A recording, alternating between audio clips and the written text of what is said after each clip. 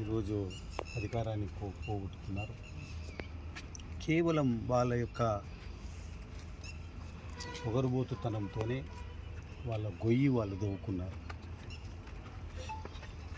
పూర్తి ఈరోజు మనం చూస్తుంటే అన్ని పాస్బుక్ల మీద వాళ్ళ ఫోటోలే జగన్మోహన్ రెడ్డి. అదే రకంగా మరి సర్వే చేయించి దాని మీద రాళ్ళు బాతితే వాటి మీద కూడా ఆయన చివరకు నేను గ్రామాలలో తిరుగుతుంటే పిల్లలకు స్కూలు పిల్లలకు పెట్టే భోజనం దాంట్లో గుడ్డు ఇచ్చేటటువంటి ఆ ప్రోగ్రాం, ఆ గుడ్డు మీద కూడా జగన్మోహన్ రెడ్డి ఫోటో. ఏంటి?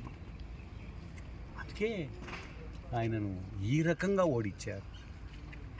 చూడండి, నిన్న రిషికొండ, ఆ రిషికొండ ప్యాలెసే ఆయన సమాధి.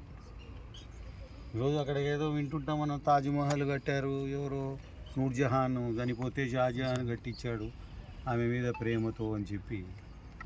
ఈరోజు తనంతకు తాను సమాధి కానీకనే ఆ ప్యాలెస్ కట్టించుకుంది, రాజకీయ సమాధి.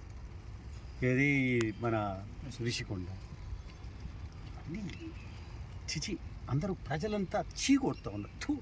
ఎటువంటి వాడిని ఎన్నుకుంటేమిరా మనం, ఇటువంటి వాడిని ఏందా అని అని వాళ్ళంతకు వాళ్ళే ప్రజలంతా చీకొట్టే పరిస్థితికి తెచ్చుకున్నాడు ఆయన.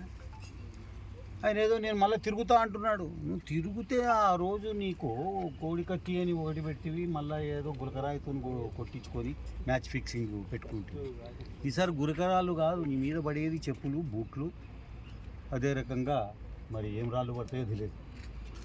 అంతనా దుర్మార్గము? ఏ రాచరికమా? రాజు నువ్వేమన్నా దాని నుంచి వచ్చేది నీకు రాచరికము? ప్రజలు ఎన్నుకోవాలా?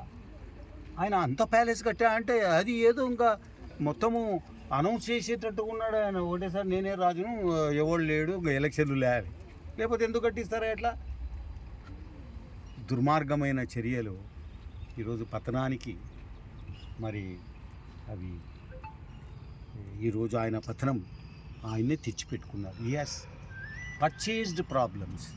నాకు తెలిసి చెప్తున్నా, గొయ్యి ఆయన్నే తవ్వుకొని దాంట్లో ఆయన్నే బూడ్చుకున్నాడు.